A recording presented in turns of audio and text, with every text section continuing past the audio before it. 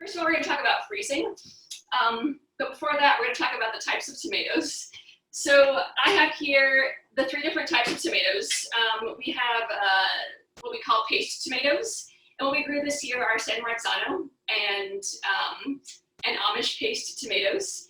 And so if you're unsure if your tomato is a paste tomato or another kind of tomato, which is what we call a slicer, then what you can do is open it up. And when you open it up, you're going to look at the size of the flesh of the tomato.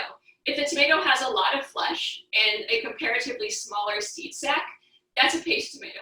So the third type of tomato that we have is a cherry tomato. And we know these. Our favorite is the same as many people's favorite, which is the sun gold. And so the way that I like to preserve cherry tomatoes, there's a couple of ways. One is freezing. When I freeze tomatoes, or any fruit for that matter, I put them onto a baking sheet, put it into the freezer, wait until they freeze, and then pull them off and put them into a bag.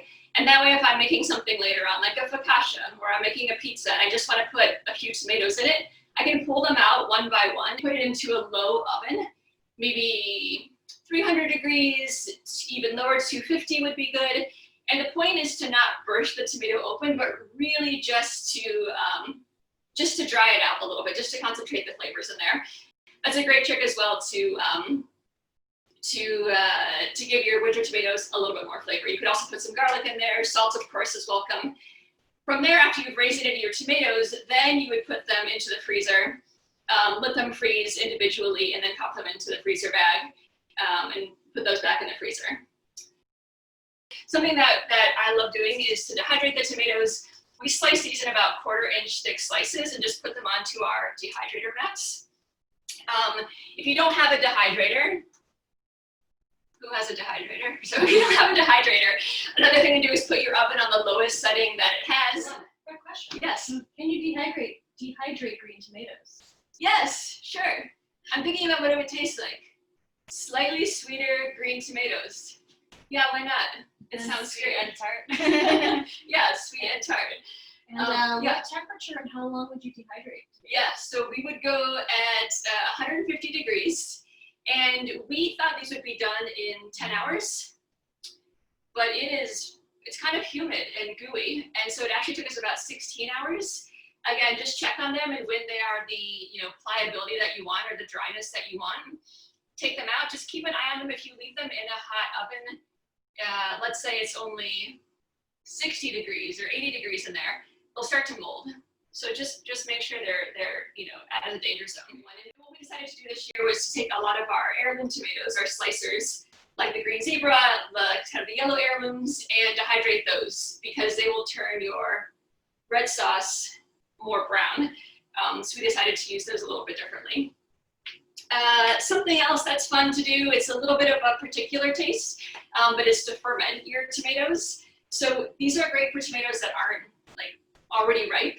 So maybe it's the end of the season, the first frost is coming, or a super hard hailstorm is coming, or a rainstorm is coming. You can go ahead and pull those tomatoes off of the vine, and you're going to make a brine. A brine in its simplest iteration is just water and salt. From there, you can add herbs to it or spices to it. So this recipe is 4 cups of water to 3 tablespoons of salt. So you would just heat that up on the stove until the salt dissolves, let it cool, and then you would pour that over your tomatoes that are in a jar. You could add in basil if you want, you could add parsley, you could add in allspice or peppercorns, coriander, whatever you'd like. Put on the lid, but not so tight that it's going to pop off as the tomatoes ferment. Put it into a cool, dry area, and then burp it once a day, twice a day. And after 5 days or so, you will be able to pop these kind of very effervescent little cherry tomato bombs into your mouth. And again, if you have questions, just pop them into the chat. You have a question? Yeah. Yep.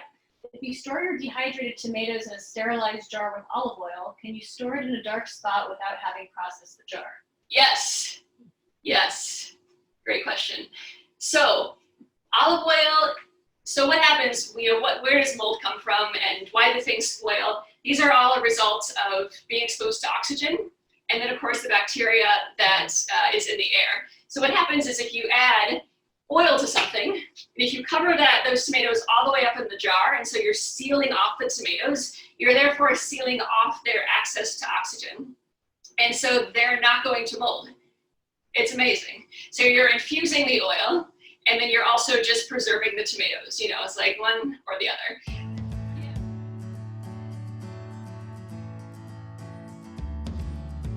Other things that would be delicious in this tomato paste, because it's yours, you can do whatever you want. And this in tomato paste you're using in a dish is really to add umami and like a richness to the dish. Is you could add fish sauce in here, you could add anchovy in here, you could add, you know, powdered mushrooms or like our umami juice we're going to show you guys later outside in here, and all of that would just give you this like incredibly rich, delicious base to whatever dish you're making.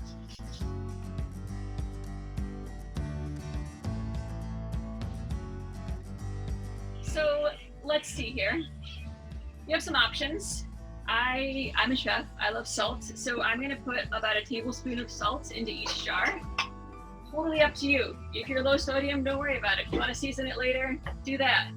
I just wanna do this. Beth, you wanna follow with some basil? Mm-hmm. We have some fresh basil here that Alana just wanna pick for us. Thank you, Alana. Yeah. Something else, I mean, and this is too, this is, you know, again, I'm really aware that I've spent a lot of time cooking in Italy and have cooked at Italian restaurants. So if you cook your tomatoes with whatever, coriander, you know, you cook it with Thai basil leaves, you cook them with the curry leaf, do that here. You know, we have basil here, and then that's what I'm using, but you know what your family likes to eat and what you want to eat. You can be meticulous as you are. I am less so, as you know by now, so I'm just gonna take the whole stem and shove it in the jar like that. Much easier. Yeah. Now, I'm gonna point out to you what I did wrong. I got goo all over the jar all over this jar, okay? We don't want to get goo on the jar because then the seal is not going to close. And this is an important part. If your seal doesn't close, you have to eat the tomatoes within like 3 or 4 days, and you just, you know, you want the seal to close. That's why we're doing this. So use your funnel, put your funnel here, and then jam your tomatoes in. So what happens when you do something once a year? You just kind of forget what you learned the year before. So I'm gonna jam these in a bit, but not so much that they're breaking too much, just a little bit. Would you mind grabbing me a butter knife on this side? Thanks so much. And I'm just gonna go to the shoulders of this jar, and these jars actually have a line on them, which is really helpful. Once I get to the shoulder, I'm gonna stop, and I'm going to fill it the rest of the way with this juice.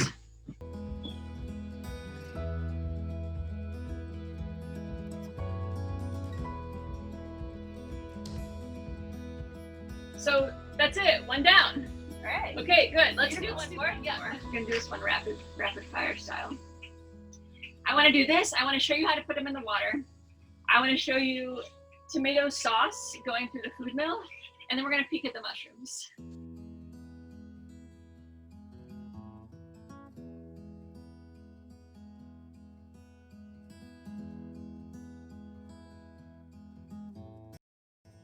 Sure.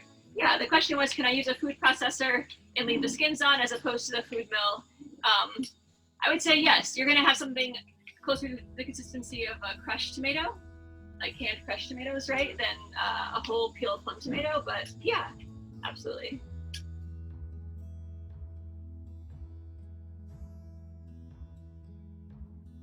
These are mushrooms that have been frozen. So we pulled them out of the freezer probably an hour ago, and they're already pretty soft, but still a little bit firm. These would need to go into the freezer for about 24 hours. And let me tell you what we're making with them, because I forgot to mention that. We're going to make a lacto-fermented mushroom, which is this incredible, very umami-rich, really fragrant liquid comes off of them that you can use. Like you might use soy sauce or Worcestershire sauce. And then it also makes the mushrooms, which have a really, of course, like kind of flabby texture, but if you dehydrate those or you puree them, then you end up with just this, like, again, really concentrated, rich sauce. And I was talking about food too close to dinner time, my mouth won't stop watering. So the recipe here is 1 kilogram of mushrooms, to 20 grams of salt, okay? So I'm gonna show you the procedure. You can weigh them at your house. So what we have here is just the mushrooms slightly thawed. I'm going to add salt to them, as I mentioned. And I'm just gonna toss them. You don't really need to manipulate them too much because the salt's gonna pull the water right out of them. From here, and this is the same for any lactofermentation or any fermentation, what's really important is that you cover the mushrooms so that the liquid is going to be, the mushrooms are going to be submerged under liquid. So I'll show you into one that's about 5 days old.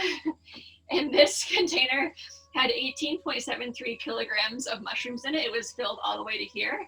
And so what you can see is I've submerged these mushrooms in their own liquid with water-filled bags.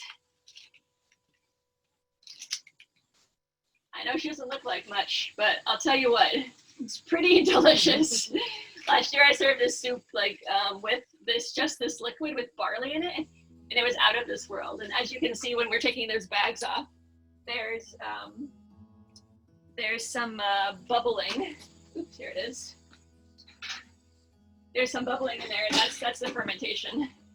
So I'll give her a mixer, and you can just see like all those bubbles in there, which is super cool. Yep.